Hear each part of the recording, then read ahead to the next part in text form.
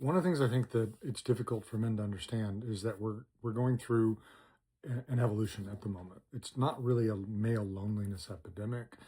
It's an evolutionary event where, with two world wars and an industrial age society, men were taught to produce, provide, go die, to protect in these particular ways. And a large part of the emotional landscape was conditioned out of us because you can't be a good cog in the wheel of industry if you're emotionally expressive.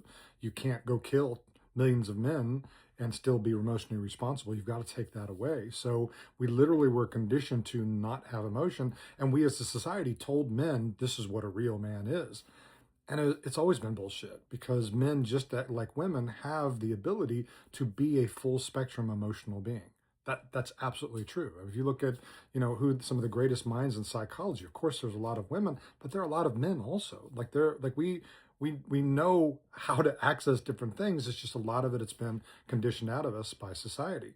And then we have the world's traumas and, childhood and, parents whose trauma teaches us to defend ourselves either by overperforming, controlling, disappearing, moving away, shutting off our nervous system. There's all different kinds of varieties of that.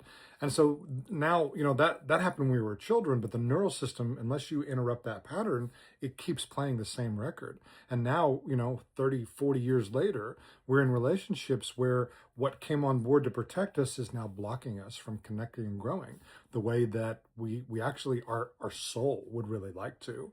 And we don't understand now because it's like, well, this is what I was told it meant to be a man.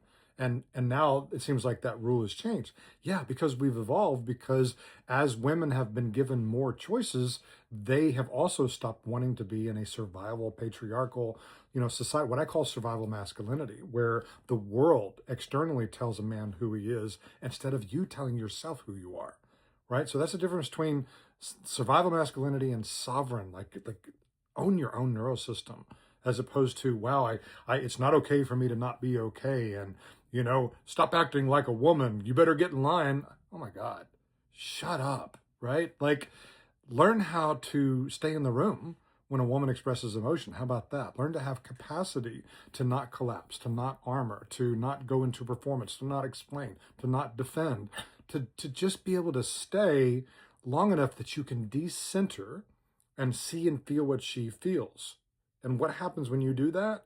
Well, if your defense mechanisms are up, you're not going to be able to do that. So you need to work on that first. But if you can do that, then you will experience a normal human thing that a lot of women don't understand why we men can't seem to access it. It's called empathy. And that's what happens when you shift your view. If you're on one mountaintop and you go to the other mountaintop, you're going to understand the lay of the land a little bit better. And that's what she's been waiting for. She's been waiting for you to understand her heart. And here's the crazy part, guys. If you learn how to do that, you may even understand her heart better than she does. And that's what masculine energy really, truly is. That's when you're showing up because you understand her. And that's incredibly valuable. But it takes a practice of presence, and it takes emotional regulation, all things that we can learn.